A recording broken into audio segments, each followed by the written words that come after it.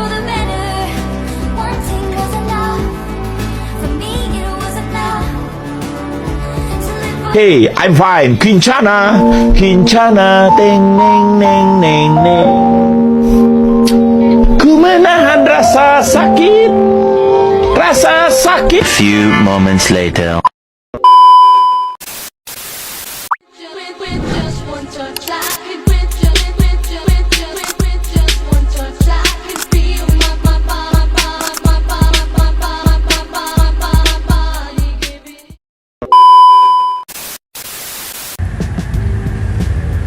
Bismillahirrahmanirrahim. Assalamualaikum warahmatullahi wabarakatuh. Perkenalkan, nama saya Kaila Nur Anissa dengan NIM 250235520020002.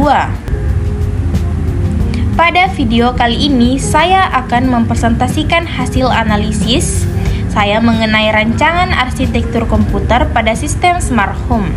Presentasi ini membahas analisis kebutuhan sistem, rancangan arsitektur komputer, alasan pemilihan spesifikasi, analisis CPU, analisis memori, analisis sistem input dan output, analisis performa sistem, hingga kesimpulan. Baik, langsung saja kita masuk ke materinya. Mengenai perancangan dan analisis arsitektur sistem komputer. Studi kasusnya itu mengenai sistem komputer untuk smart home. Baik, langsung saja kita masuk mengenai studi kasusnya. Nah, smart home adalah perangkat pusat yang menghubungkan seluruh sensor, aktuator, aplikasi pengguna, dan layanan cloud. Nah, sistem ini bertugas membaca data dari sensor seperti sensor gerak, suhu, pintu, asap, dan kamera.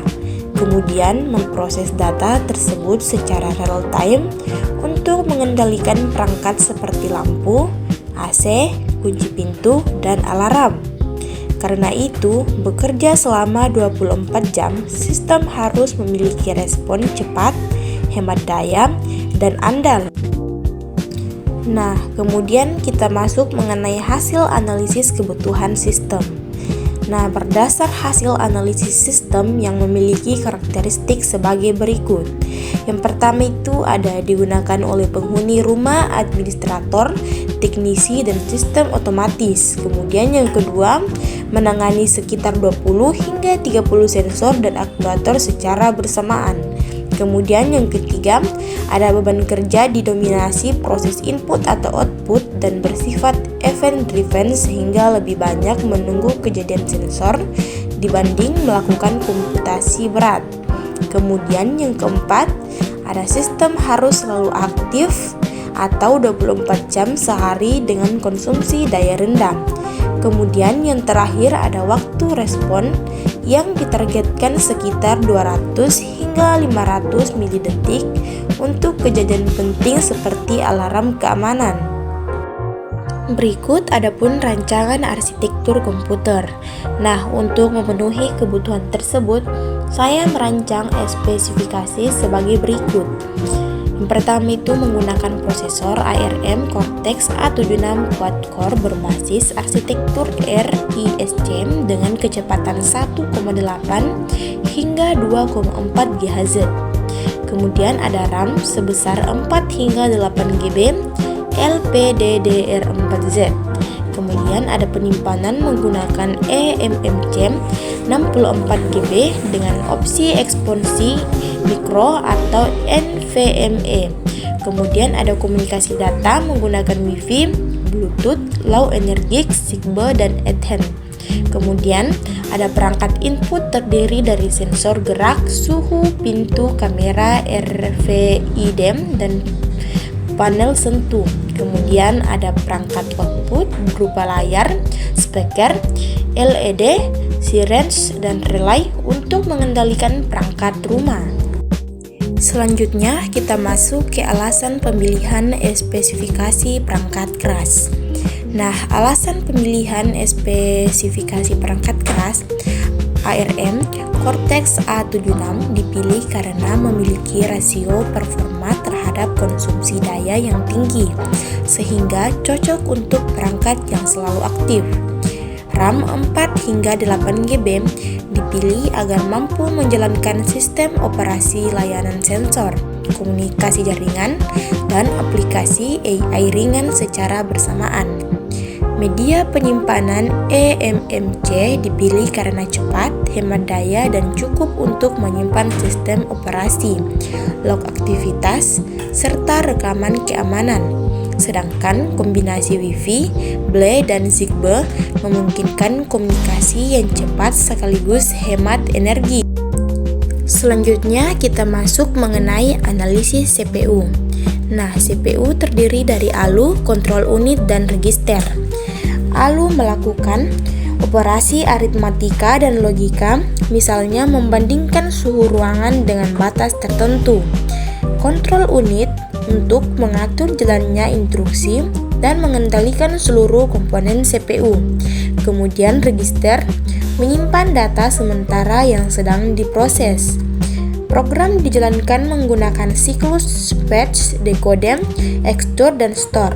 Sebagai contoh, ketika suhu melebihi 30 derajat Celcius, CPU membaca data sensor, membandingkan nilainya, kemudian mengaktifkan kipas secara otomatis. Selanjutnya, kita masuk mengenai analisis memori. Nah, sistem menggunakan hierarki memori berupa register, cache, RAM, dan penyimpanan.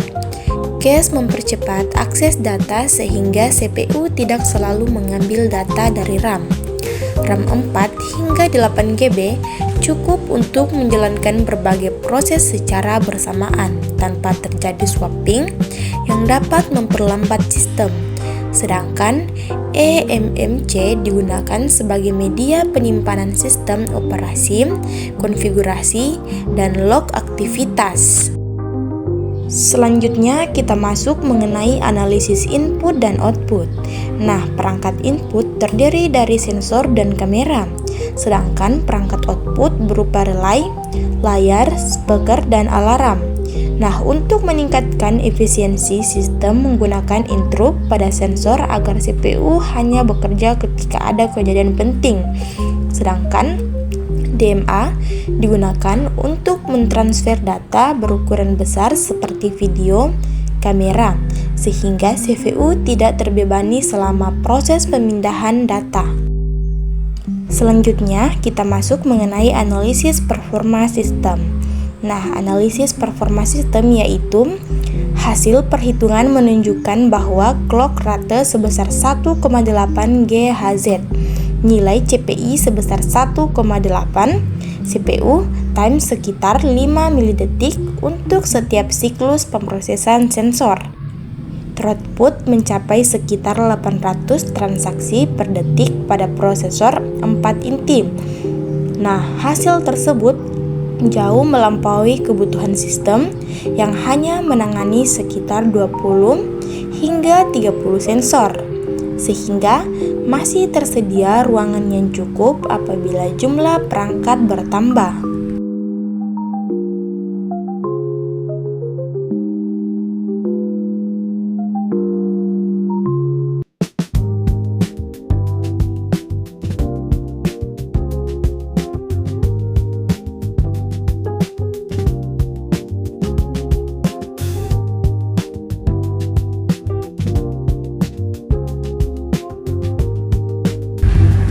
Nah, dari pembahasan yang telah dipaparkan dapat disimpulkan bahwa rancangan Smart Home telah sesuai dengan kebutuhan sistem.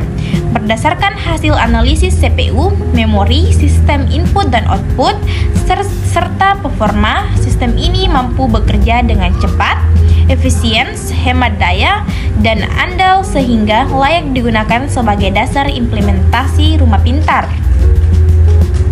Demikian video yang dapat saya sampaikan.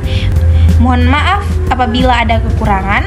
Saya akhiri dengan wassalamualaikum warahmatullahi wabarakatuh.